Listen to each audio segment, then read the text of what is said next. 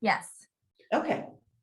Okay, now we're going to officially start. Just to let you know, we're recording this presentation and we will be sending this presentation out after the session today. So, and also we will be sending out the slides that Dr. Sadak is going through, because we have a copy of those. Thank you, Dr. Sadak, for sending those to us, and we will send those to our listeners today as well, along with a feedback form. So, and Janet will mention this at the end as well. But we're so honored to have Dr. Sadak here today. Thank you for joining us. And she is, I'm just going to read a little bit here, that she's a certified psychiatric mental health nurse practitioner, associate professor of geriatric mental health, and a director of graduate education at the University of Washington School of Nursing. So quite wonderful credentials. You have a lot of hard work you took there, Dr. Sadak, to get where you need to get. And we thank you for sharing that with us today. But before we start, just want to tell you that this is all brought to you by Aljoya Mercer Island. We're a beautiful retirement community on Mercer Island, on the north end of Mercer Island, 114 beautiful, well-appointed apartments. But it's really the socialization and the program that we have here that enables our residents to have a very good lifestyle here. So we're so happy about that. And also the partnership that we've had for University of Washington goes back over 30 years. And Era Living, our parent company, works hand in hand with the University of Washington. They work with the University of Washington School of Nursing, the University of Washington Retirement Association, UW School of Social Work, UW School of Pharmacy, UW Medicine, and other UW connections. What does that do for the resident that lives here? It's a great health program that we offer here in conjunction with the University of Washington. So our partnership goes back a long way, including presentations like today. So my first question before I turn it over to Dr. Sadak is, this is very stressful for me doing all this and preparing all this, and very, what's the magic potion for this, Dr. Sadak? How do I relieve my stress doing all these things to bring this presentation to you today? Well, Larry, there is no magic potion. Slow and steady wins the race, right? It's choices you make every day, every moment, every hour of the day that add up to stressful or stress-free existence, right? So yes. Right off the bat, sorry to disappoint you, there is no magic bullet or the pill that I would be prescribing for you today. Well, I'm going to do one thing. As soon as I get off work tonight, I'm going to go buy a fireplace and put it right behind me, just like you have it. That seems so soothing and so nice that I think I could benefit from that. Here you go. It's small choices that, add up to big impact. Well, so you don't really need my presentation. You already got the takeaways, but nevertheless. Well, Janet and I are going to turn this over to you now, and go ahead. And if we get some questions on the chat, Janet will manage that, and you can pause at any time you want or at the end of the presentation, whatever you feel most comfortable with. Okay. Sounds wonderful. Well, thank you very much. Okay. Thank you everyone for being here on this very gloomy Seattle morning.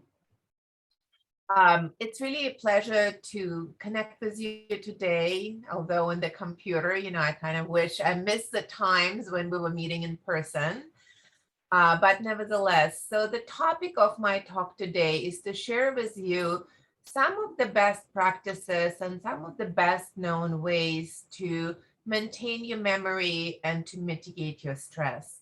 And disclaimer up front, a lot of the things that we will talk about today seems like very much common sense. And when you get done listening to this presentation, when you look back at the slides, you're going to say, "Nah, we knew that, Knowing something and applying something in our everyday life, unfortunately, are two very different things. So my goal for today is to hopefully summarize to you what are the recommendations for optimal wellness, and to encourage you to actually develop a very personal self-care plan that would allow you to bring these recommendations to your everyday life. So this is my goal. Without further ado, we're going to move on. So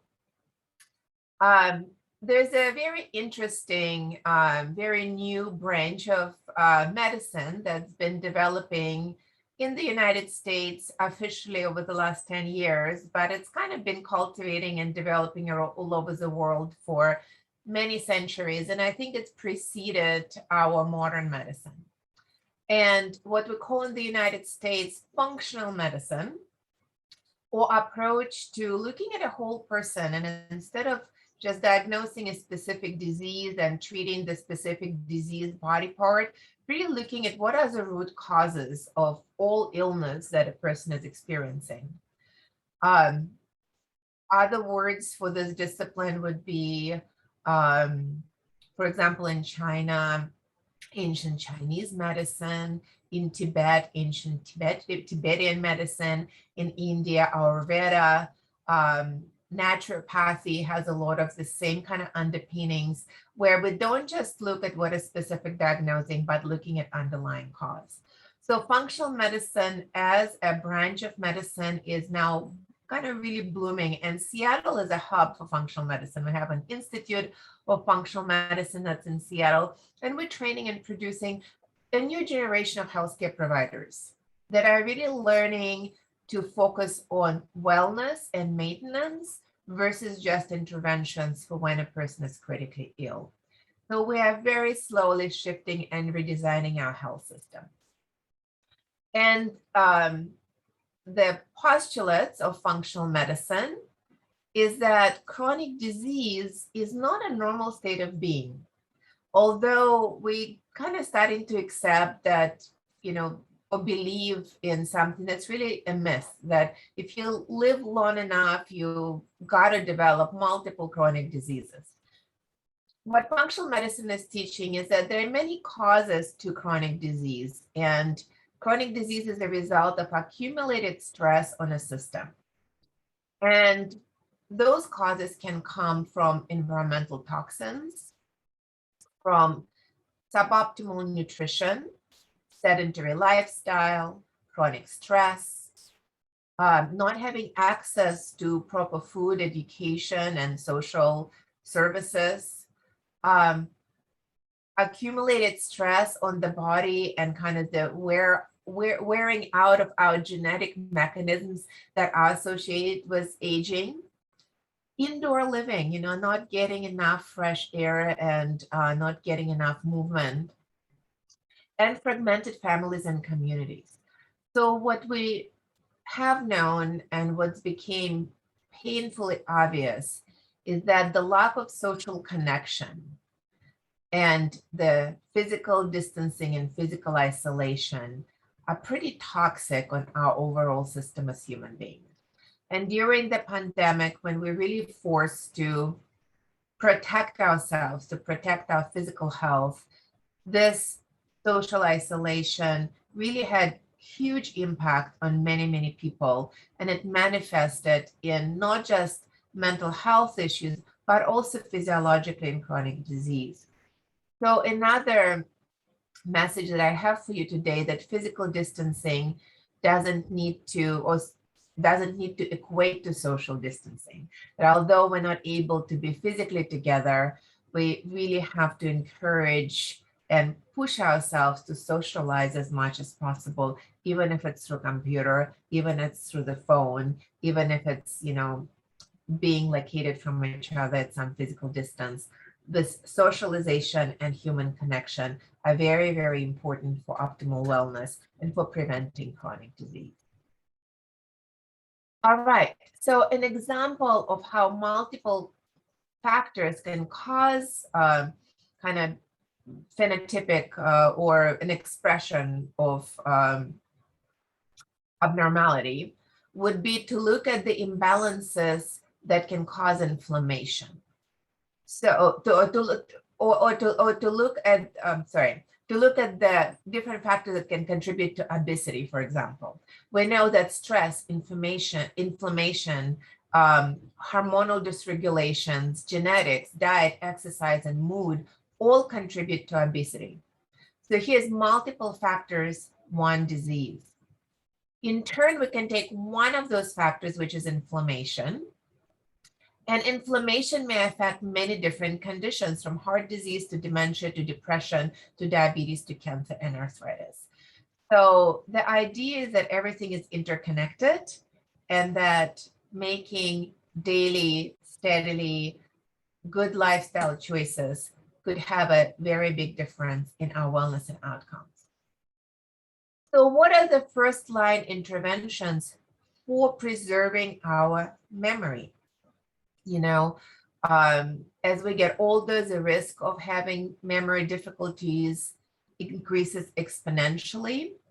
And currently, you know, for people who do develop dementia and related disorders, there's no cure. We have some medications that work for about 1/3 of people to delay the progression of cognitive impairment by maybe a year and a half, but these treatments are not curative. You may have heard that recently FDA approved a new medication that is demonstrated to destroy some of the brain pathology that's associated with dementia, but this medication has quite significant side effects.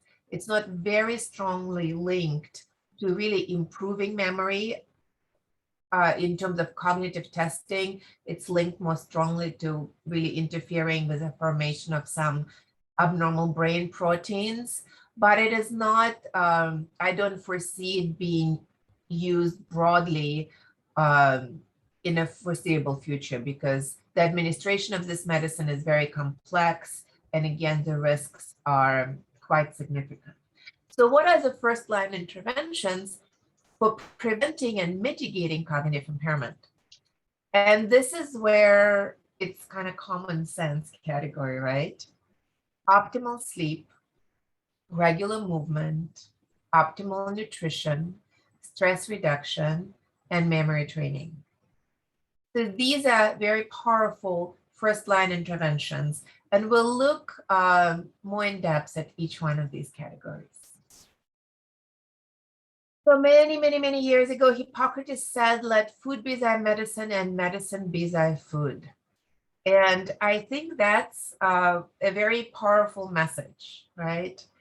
That majority of our nutrients need to really come in from real whole foods. I don't know if you're familiar with the work of Dr. Dale Bredesen. He is one of functional medicine physicians and brain researchers who developed alternative treatment protocol for people who starting to develop memory issues or who already have frank cognitive impairment. And Dr. Bredesen's protocol, at least in my clinical practice, is most effective for people who are just starting to worry about their memory or who are experiencing very early symptoms of memory issues. The protocol that he recommends is quite simple, and it starts with the food. So the recommendation, and the name of this dietary intervention is called KetoFlex 12-3. So the recommendation is to avoid gluten and simple carbohydrates in your food. So what are simple carbohydrates? For example, white bread, white rice, are carbohydrates that are stripped of their fiber. When fiber is not present in a carbohydrate, it goes through our system very quickly, and it can have significant effect in raising blood sugar and dysregulating insulin response in our system. So avoiding simple sugars, simple carbohydrates, refined sugars, and flours is one of the first recommendations. Limiting trans fats in our diet. Trans fats are the type of fats that are very difficult for our system to process and to detoxify. And some of the most common offenders that have a lot of trans fats in them are processed foods. So if you had a choice between butter or margarine, much healthier choice would be butter, because margarine has a lot more processed fats and denatured fat, as an example. But if you had a choice between butter, margarine, and olive oil, ultimately healthier choice would be olive oil, because it has a lot more healing properties. All right. So limiting alcohol, dairy, fruit juice, and meat. Alcohol, fruit juice, and dairy, they all increase blood sugar and can lead to insulin dysregulation. Meat, unfortunately, most meat that's commercially available in our country is quite toxic because the meat and dairy industry is using hormones, antibiotics, pesticides that accumulate in the tissue of the animals and in the dairy products. So if you were to eat meat and if you had a choice, choosing free range, organic meat and dairy would be favorable. What we learned about people, primarily people with European descent, is that many of them develop quite significant dairy intolerance as they get older. So as a child or as a young adult, you may have tolerated milk products without any issues. Many people, as they get older, they experience increased inflammation that manifests in symptoms of congestion, kind of less than clear thinking. Some people have chronic postnasal drip that could be triggered by dairy. So eliminating or limiting this food category is recommended. And when you choose what foods to eat, you want to prioritize low glycemic index foods. And here I'm giving you a link to the Harvard School of Medicine list of glycemic index. Glycemic index is an indication of how fast the food you eat turns into sugar. So very important. And glycemic index depends on how much fiber is in the food and how much fluid is in the food. So for example, although watermelon is very sweet, watermelon and other melons have a high water content. So their glycemic index is going to be lower. Back to the example of white rice versus brown rice, because brown rice has preserved fiber, and because whole wheat, for example, unprocessed whole wheat has preserved fiber, the glycemic index of these products will be lower than white rice and white bread, for example. All right. It's recommended that you eat more fiber and fermented foods. So what are fermented foods? They're your pickles, sauerkraut, miso. Fermented foods are feeding good gut bacteria. And this good gut bacteria is not only assisting with digestion, but helping to regulate many other functions of our body. And we already talked quite a bit about fiber. It helps to clean out our internal system. It helps to slow down the release of sugar. Another important food category is foods that are rich in omega-3. And they include flax seeds, walnuts, and wild-caught low-mercury fish. So it's really important, and I have a slide later on that shows you the difference in fish. So not all fish is made equal. So for example, commonly eaten fish in the United States are trout and tilapia. 99% of this fish available in this country is farmed. So when fish is farmed, it doesn't get to have the same nutrition, it doesn't get to have same exercise, and therefore it doesn't really contain health promoting omega-3s and fats that are necessary for optimal functioning. When you compare it to wild-caught salmon, for example, or mackerel or sardines, it has a lot higher nutritional value. So having fish less often, but having wild-caught fish is important. Also, many commercially produced farmed fish, for example, in the salmon category, they actually fed food coloring to bring in kind of the color of the fish to be comparable to wild fish. And that food coloring itself may contain many allergens and could be dangerous for the health of the person. The downside of the wild-caught seafood is that the larger is the fish, the more mercury it accumulates. So the way mercury accumulates in a system is that when little fishes eat little plankton, they get a little bit of mercury that plankton accumulated.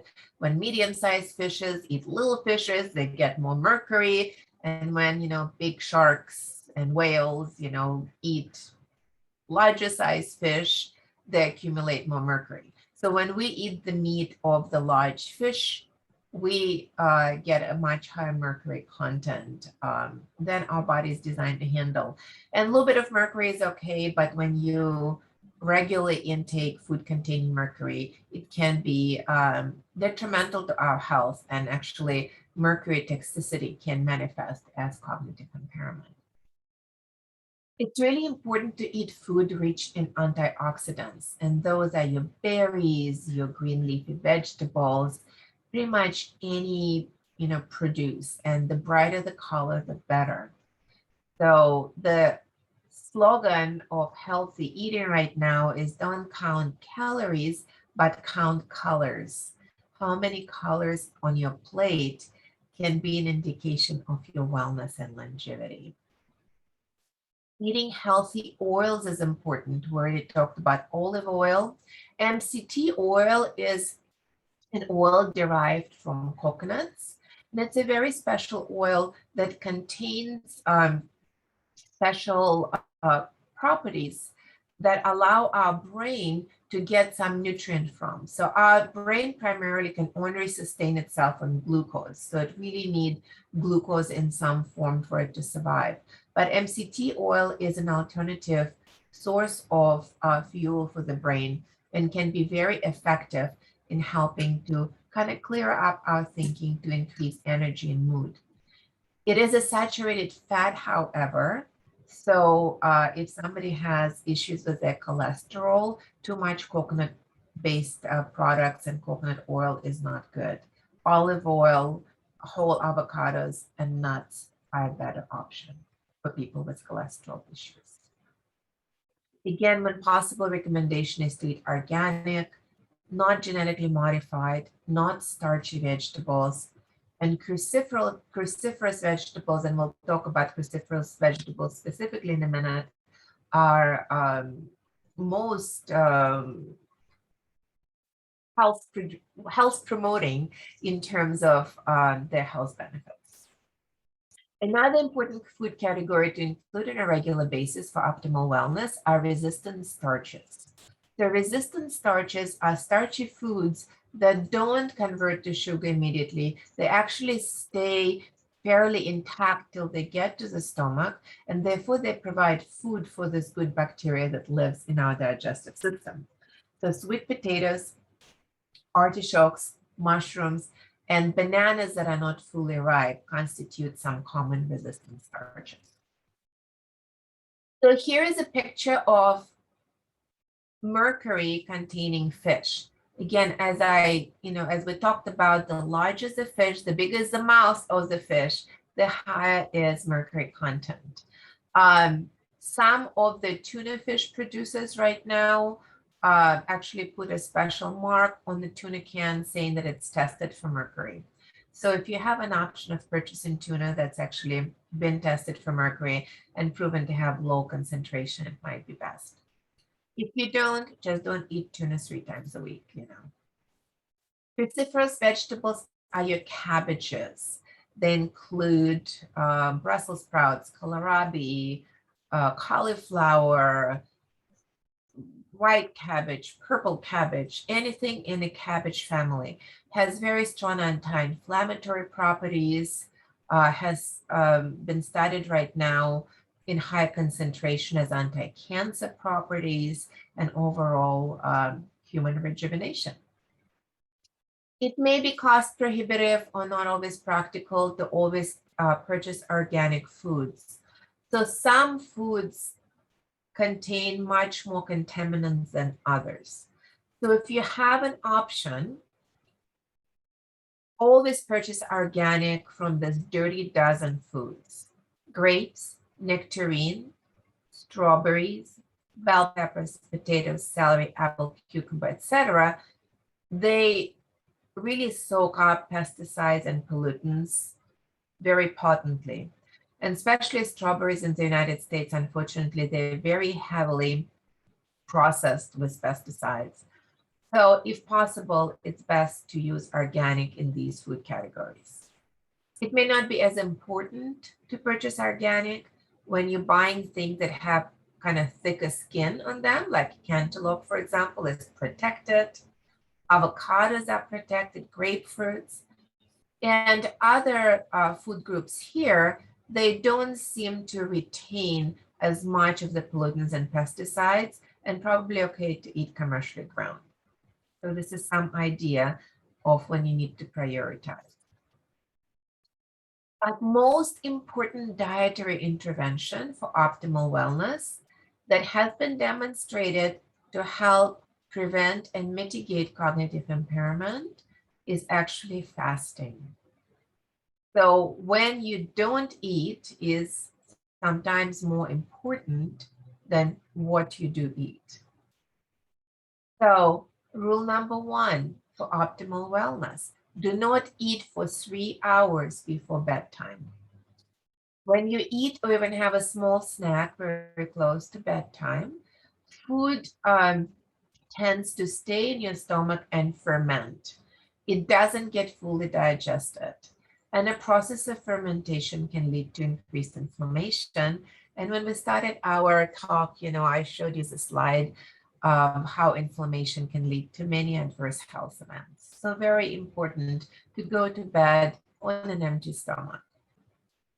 It is recommended to fast for 12 hours between dinner and breakfast.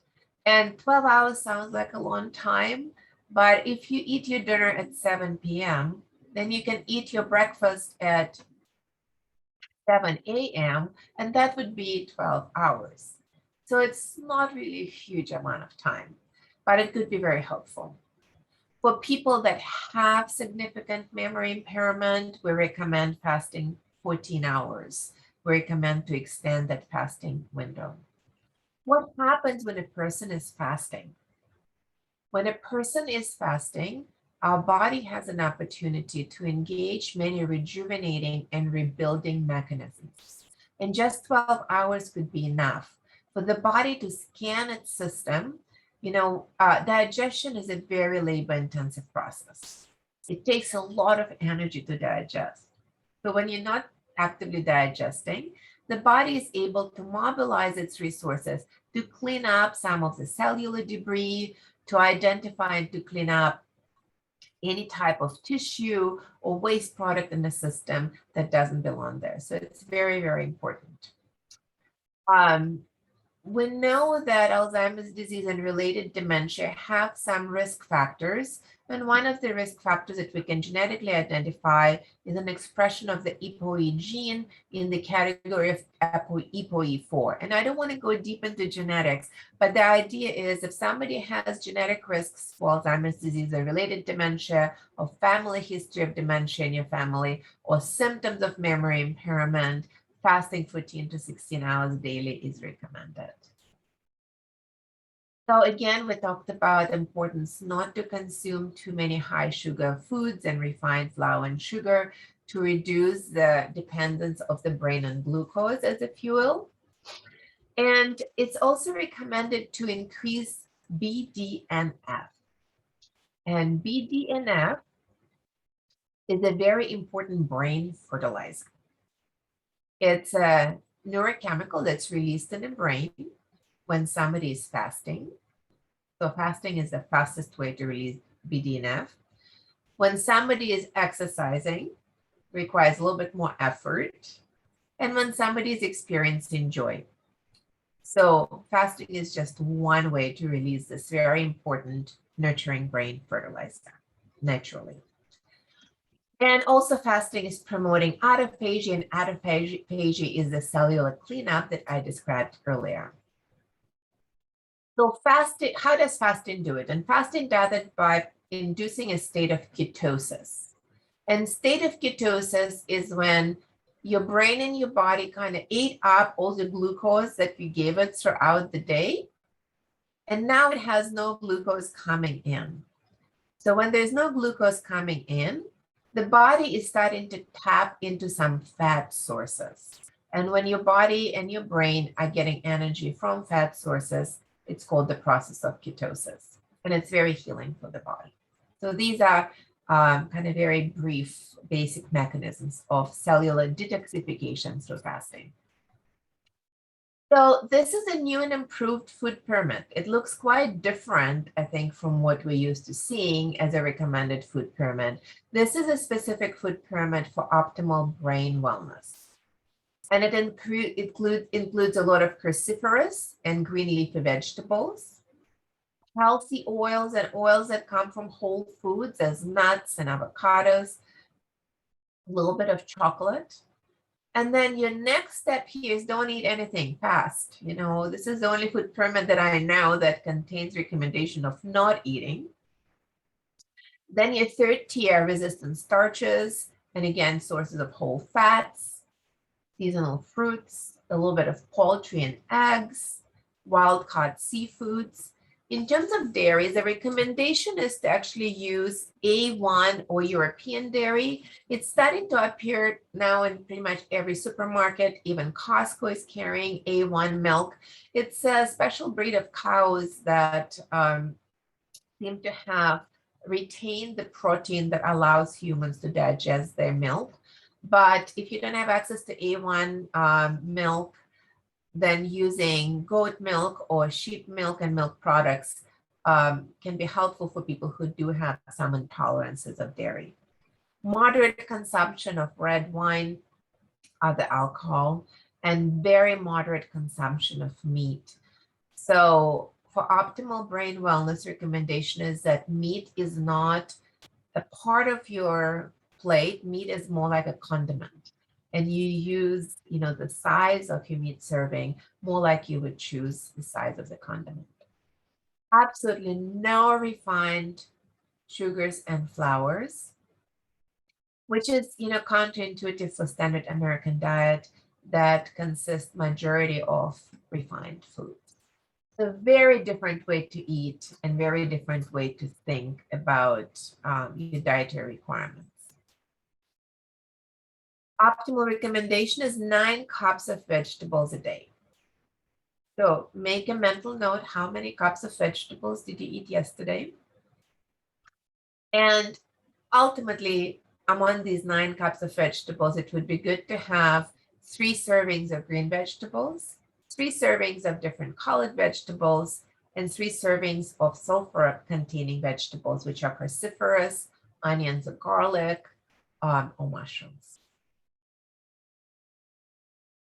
All right, so before we start talking about movement, are there any questions in chat, or does somebody have questions or clarifications about food recommendations?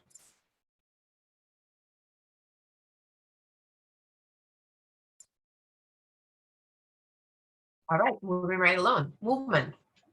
Sitting is a new smoking. You know, it's really been proven by research that getting up and moving is very important. And getting up and moving at least every hour, or fidgeting or doing, you know, just standing and stretching can have a significant impact if you do it regularly throughout the day. Gold standard is aerobic exercise, 30 to 60 minutes at the time, at least 150 minutes per week. Again, this is kind of gold standard, but doing a little bit of movement throughout the day consistently is very important. Working up to more rigorous exercise more slowly, making sure you're stretching and taking good care of your joints is important. Some of the easier movement on the body is swimming, dancing, walking, especially if you're able to walk with friends. You can increase your socialization this way, as long as you wear your mask and keep proper distance nowadays. So walking is really magical. It reduces insulin resistance. It improves your state of ketosis or reduces the reliance of the brain on glucose. It increases the size of the part of the brain that's responsible for memory. It improves vascular function, reduces stress, improves sleep, mood, and induces neurogenesis. Neurogenesis is formation of the new neurons in the brain. So regular exercise is extremely important. And if you're not able to exercise, then some degree of movement, even if moving your arms while sitting.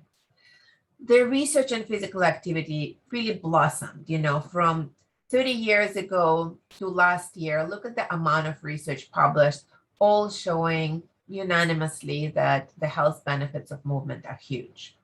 I want to show you this very interesting slide. So here is a mammal that was not exercised, was kind of kept in a sedentary state. And here is the same mammal after 2 weeks of running on the wheel. So do you see the amount of new brain cell growth in this adult mammal? It's really amazing. So what we know from animal studies is that movement can actually generate new brain cells, which I think is very promising. So sitting is the new smoking. We want to avoid sitting as much as possible. Any questions on movement?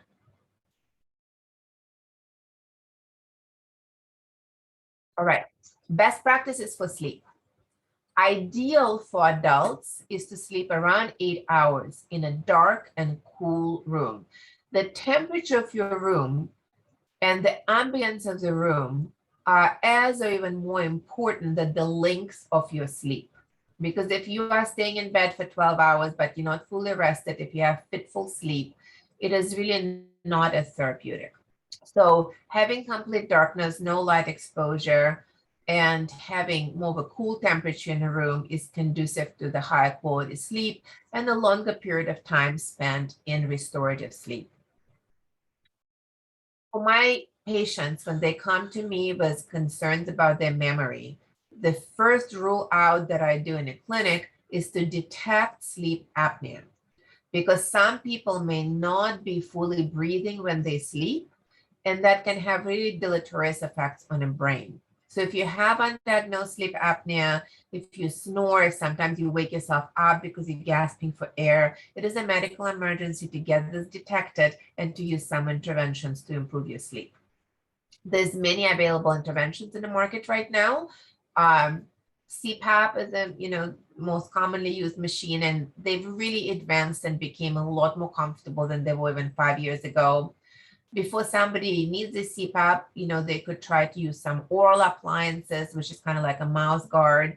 There's other technologies that exist right now. For example, I have a picture here of a Nora. It's a little insert that goes inside your pillow that when it hears you snore or stop breathing, it inflates and kind of lifts the head to try to release the airway. It's a lot less invasive.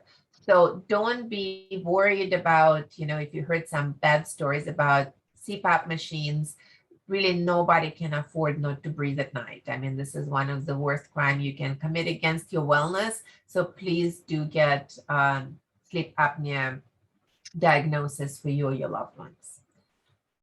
So some of the recommendations for best sleep: keeping the room dark and quiet, avoiding a light that is emitted from electronics, avoiding caffeine later in the day, keeping well hydrated during the day, but stop drinking high volume of fluids 3 to 4 hours before bedtime, go to bed on an empty stomach, do not exercise late in the evening, and try to go to bed and get up at about the same time.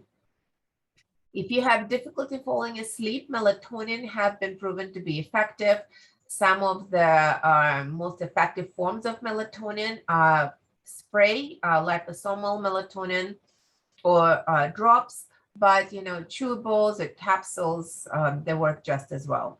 It's recommended to take melatonin holidays, not to take melatonin all day, every day, because we develop some tolerance. Melatonin is a naturally producing endogenous hormone that can be stimulated by taking a supplement. So it's really important to take breaks from melatonin so you're still able to produce your own and don't have full dependence on the supplements. If you have difficulty staying asleep, one of the herbal supplements I like is L-tryptophan that can be taken before bedtime, but please don't take any supplements, including melatonin, without talking to your healthcare provider, because even for most benign over-the-counter supplements, there could be contraindications. Your healthcare provider may be recommended to you, prescribing to you some sleeping medicines, hypnotics, and benzodiazepines. I personally feel very strongly, and the research supports really staying away from this medication, especially as we get older. Even over-the-counter sleeping aids like Benadryl or other agents can be very dehydrating and can have very negative effect on our overall body, on our hydration status, and ultimately on our brain. So I think working with a healthcare provider to stop over-the-counter or prescription sleeping aids is really important for maintaining optimal wellness. Other tips for improving best sleep is to track your sleep. My favorite device is an Oura ring. It's a very simple ring that is tracking my sleep stages, my body temperature, my activity, and is giving me ongoing feedback about how well I'm doing. I think I have a slide for you with an Oura ring somewhere coming up. Here we go. So this is the daily reading from my Oura ring. It said that my sleep was excellent. I got 85% and a gold crown. It was very efficient. It was very tranquil. My REM sleep was excellent, almost 2 hours. My deep sleep was very good, but I went to bed a little late because I was working on a grant. So it told me to pay attention and to try to go to bed early. It's going to make a different recommendation for sleep time for me today. It's also showing me my resting heart rate and many other wonderful indicators. So I find this very helpful. And many times when patients come to me and they take a lot of prescribed sleep medications and they tell me nothing ever works for them, getting them to use some type of sleep tracker can help them get insight and where they can improve their sleep without sleeping aids. I totally believe in keeping your temperature cool. So some of the devices that could be used is called Chili Pad. It's a comfortable pad that goes underneath your sheets and can control the temperature of your bed, especially helpful in summer during hot climates, and using blue light blocking glasses and screensavers could be very helpful for protecting yourself from light. Here's some supplements that I think are helpful for sleep, but again, please don't take any of this without consulting your doctor. All right, so our last most important intervention for optimal wellness is to manage your stress. We know that stress is toxic for the brain. It can increase your blood sugar. It can increase cortisol. It can make you crave sweets. It can lead to obesity, inflammation, and many other things.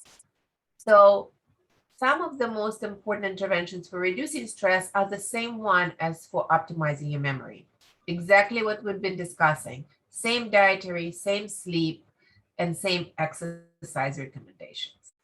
In addition, meditation, visualization, biofeedback, and mindfulness, spending time in nature, and connecting with other people are very powerful interventions for mitigating stress. There's a lot of literature published on how meditation improves brain and function and stress, how mindfulness can really prevent people from developing chronic stress overload.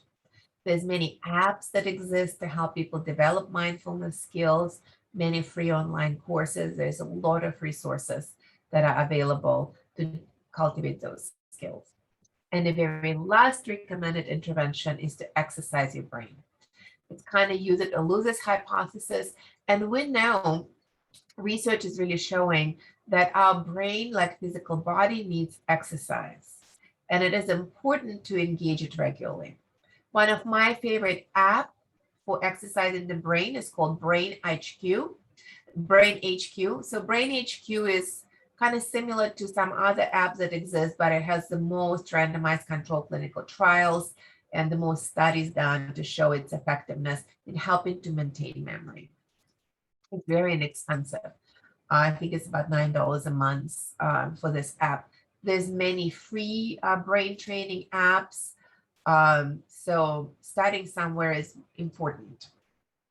All right, in summary, what are the recommendations for maintaining your stress, for optimizing your wellness and memory? You start with food. You spend some time fasting so your body can stay in ketosis and burn fat for energy. You move as regularly as possible. You practice mindfulness, meditation, and kind of unplug from electronics and give yourself a bit of downtime. You engage in brain training, and you really spend at least some periods of your time contemplating and reflecting and not constantly being in constant motion. All right, so we have time for questions. I'm also including an example of a tracking sheet where you can keep some of your data to kind of give yourself an idea of how you can optimize your days. Do we have any questions?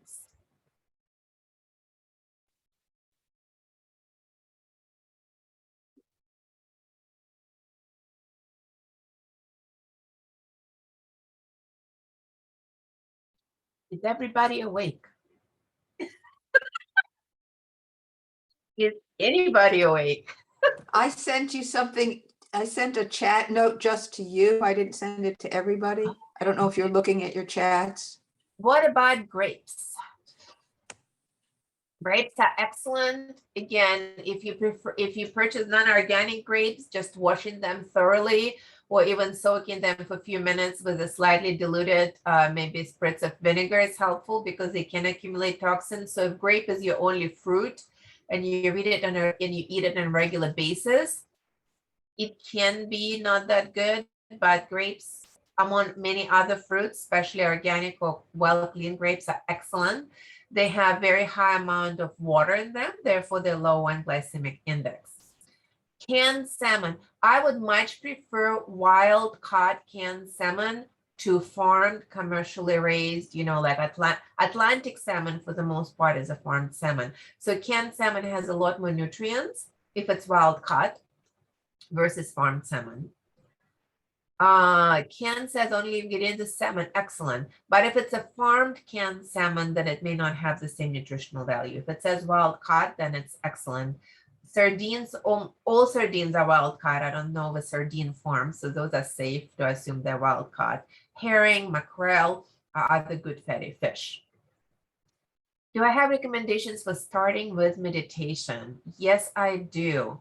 If you have a smartphone, if you like your smartphone, and if you know how to use it well, or somebody can help you, an app on a smartphone called Insight Timer, and I can send a list of kind of additional recommendations to Larry. He can distribute to them to you, is quite magical. It's free, and it contains thousands of guided meditations. You can put whatever keyword you want about pretty much anything, and it can give you from 5 to 20 to 2-hour long guided meditation, and it can help you track how often you're doing it. So I like that very, very much.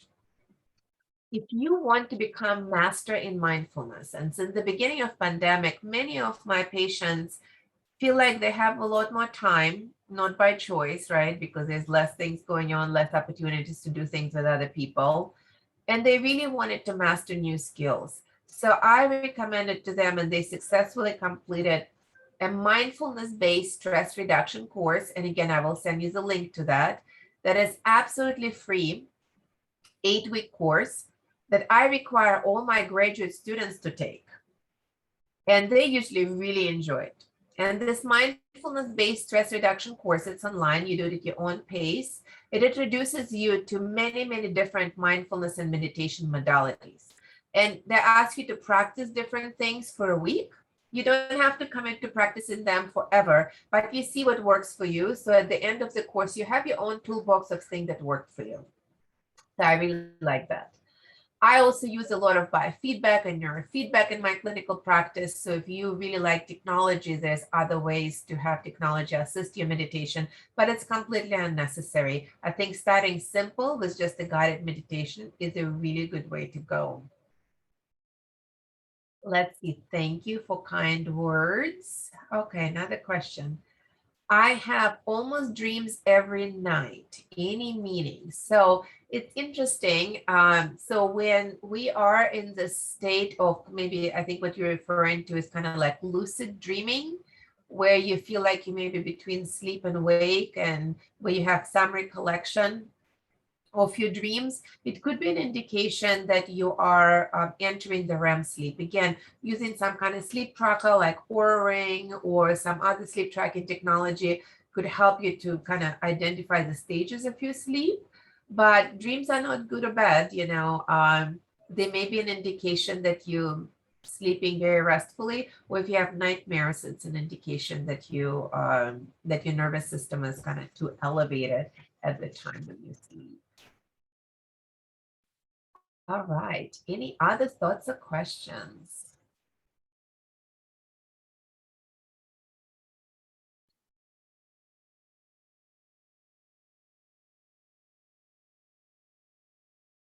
Well, with that, I will thank you for your time, and I will send a couple of more additional helpful resources to be shared with you. And again, I really appreciate that you made time to connect with me this morning.